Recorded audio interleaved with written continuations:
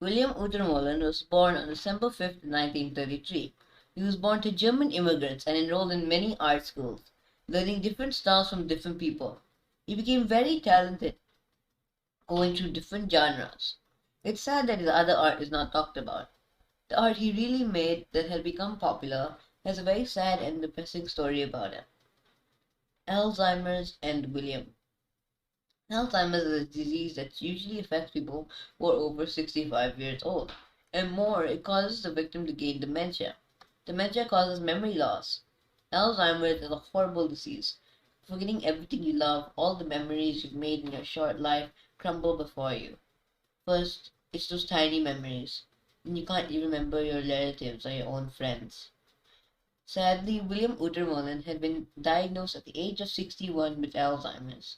His nurse had enjoyed his art and had encouraged him to paint self-portraits to document his progress in Alzheimer's. In reality, the portraits showed his mental decline as Alzheimer's slowly ate him away.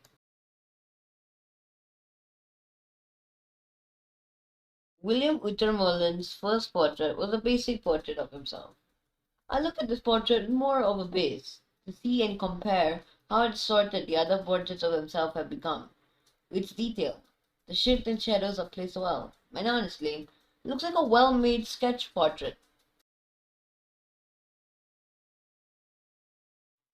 This painting shows that he can still understand his own face and shape, but the thing that had interested me were the colors and background.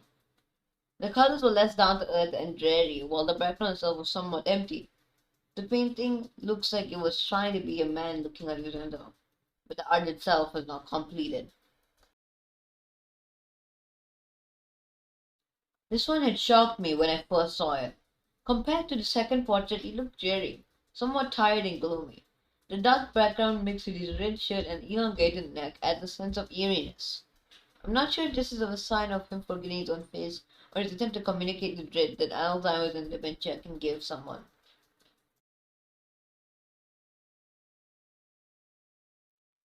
Portrait 4 has only a blank canvas with his face on. You can see the basic format of a face.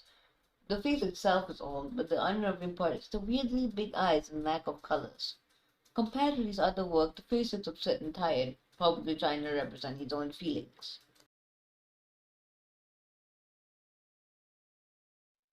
Portrait 5 makes up in the color department, but its lack of facial features and disturbing eyes and mouth really tell what the artist is forgetting.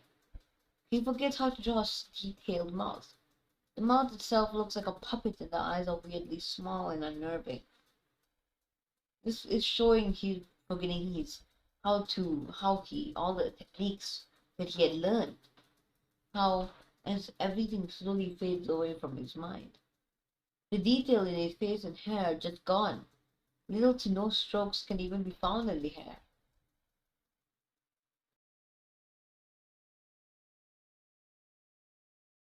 Portrait 6 is really interesting. Portrait just looks like his face, but there's an unsettling deformity with the eyes being misplaced and lopsided, and the nose weirdly only having one nostril. In other paintings, there's added detail and coloring of his face and shirt have been done, but it doesn't follow his normal art of very vibrant popping colors. Compared to his first portrait, it really shows how much he has forgotten. From the basic details of his nose and the face, and the weird coloring, and it is really sad to see his change.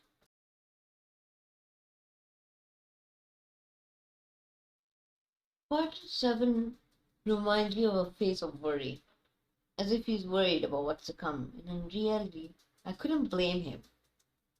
The bright colors that are usually with his paintings are here again, but the details are gone. His neck is placed weirdly, and if you look at the image, like all these other portraits, is his enlarged ear, but it looks somewhat cartoony. Compared to other portraits, it had either a 3D element to it or a more detailed element to it.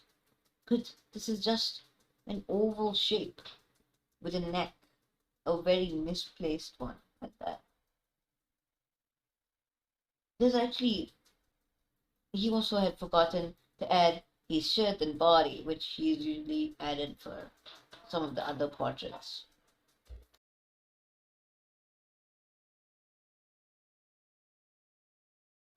When I first saw this, it had shocked me. Image really showed me the extent of how Alzheimer's and this dementia destroys a person. You can't even see a face. It just looks like a smudge covered by an unfinished green background. The only single thing you can at least connect is the shape of the figure, an oval with a circle next to the shape.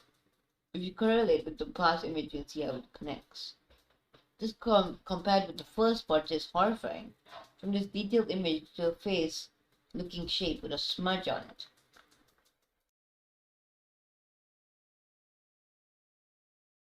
Portrait 9 had really made me think.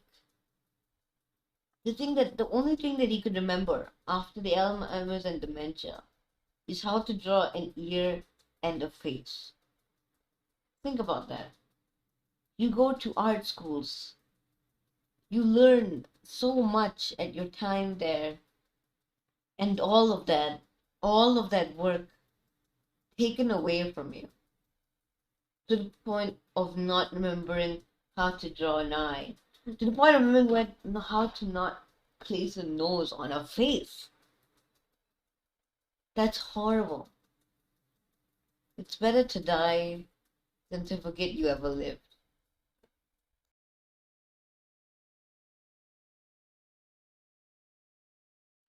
I believe that William Uterhmohlen's art is an amazing case study about the impact and horrible effects of Alzheimer's, which documents his slow mental decline.